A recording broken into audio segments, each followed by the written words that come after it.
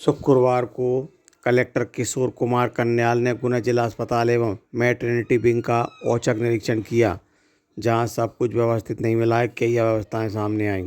रात में पर्याप्त व्यवस्था नहीं मिलने की शिकायत प्रसूताओं ने कलेक्टर से की है। सीटी स्कैन प्रभारी को कलेक्टर ने फटकार लगाई और मैटरनिटी के स्टाफ से कहा कि आज के बाद अगर पैसे लेने की शिकायत सामने आई तो नोटिस नहीं, सीधे कार्रवाई की जाएगी। कलेक्टर ने सीटी स्कैन कक्ष का निरीक्षण करते हुए सीटी स्कैन रूम पहुंचे तो वहां साफ सफाई नहीं मिली, स्टाफ गाउन में नहीं मिला। हालत यह थी कि बेड पर चादर तक नहीं थी, जिस पर से कलेक्टर ने कक्ष प्रभारी को साफ सफाई और व्यवस्थाएं सही रूप से करने के लिए कहा और फटकार लगाई। इसके बाद कलेक्टर मैटरनिटी विंग में पहुंचे, जहां 3 महिलाओं के परिजनों ने व्यवस्था पर सवाल खड़े किए।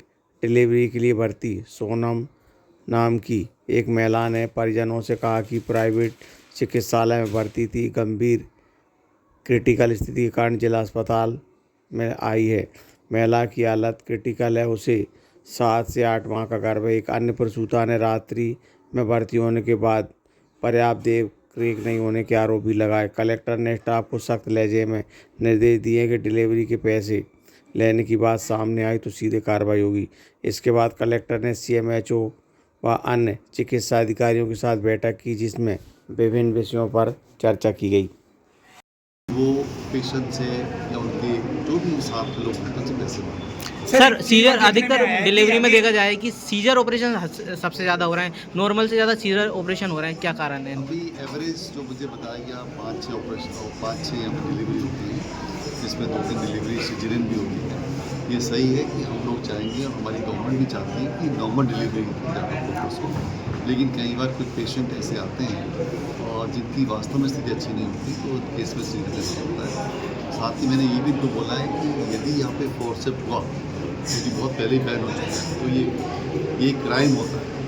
फोर्सेप से बच्चे को जब लास्ट में निकाला जाता है तो कभी कभी चांसेस होते हैं कि उसकी आँख डैमेज हो सकती है, उसका माथा डैमेज हो सकता है, नोज़ डैमेज हो सकती है, तो वो नहीं होना चाहिए और पहले से ही क्लियरिटी रहे नॉर्मल या सिजेरियन। सर एक रिपोर्टों का मेन इशू आ रहा है कि यहाँ सिटी स्कैन की रिपोर्ट या सोनोग्राफी की रिपोर्टों में काफ़ी डिफरेंस आता है। यहाँ कराते हैं तो कुछ नहीं निकलता, जैसे कि नेक्स्ट टाइम यहाँ के तहसीलदार जो एक्सीडेंट हुआ था उनके यहाँ कोई इंजरी नहीं निकली थी और इंदौर में टेस्ट कराया तो 9 उनको फ्रैक्चर आए थे।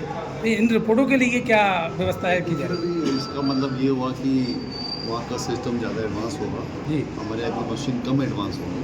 तो ऐसी स्थिति में मैंने ऑलरेडी डॉक्टर साहब को बोला है कि इस हॉस्पिटल के मशीन्स मॉडर्नाइजेशन का भी प्लान है। जैसे लास्ट टाइम जब मैंने बैठी थी तो कुछ डॉक्टर्स लोग मुझे बड़े उत्साहित लगे जी। जैसे एक लेडी डॉक्टर थी, वो अपने डेंटिस्ट उसमें काफ़ी अच्छा करना चाहती थी। कुछ और भी डॉक्टर्स ने मुझे बताया कि सब अच्छा काम करना चाहते हैं, तो मैंने उनको बोला है कि उसकी एक विस्तृत रिपोर्ट हमको दें, कौन सी मशीन यहाँ पे लाना चाहते हैं। हमारे पास कई तरीके होते हैं उस मशीन के। हमारे पास या फिर विज्ञान समिति का फंड होता है, अपने गुना जिले में बहुत अच्छे डोनर्स हैं जिनको रिक्वेस्ट कर सकते हैं। हमारे पास जनप्रतिनिधि उनके माध्यम से रिक्वेस्ट कर सकते हैं। गवर्नमेंट से तो रिक्वेस्ट कर ही सकता है कभी भी। तो कई सारी चीज़ें होती हैं, बस हमारे अंदर एक जज्बा होना चाहिए कि हमें अच्छा सिस्टम में इम्प्रूव करना है। सर रात को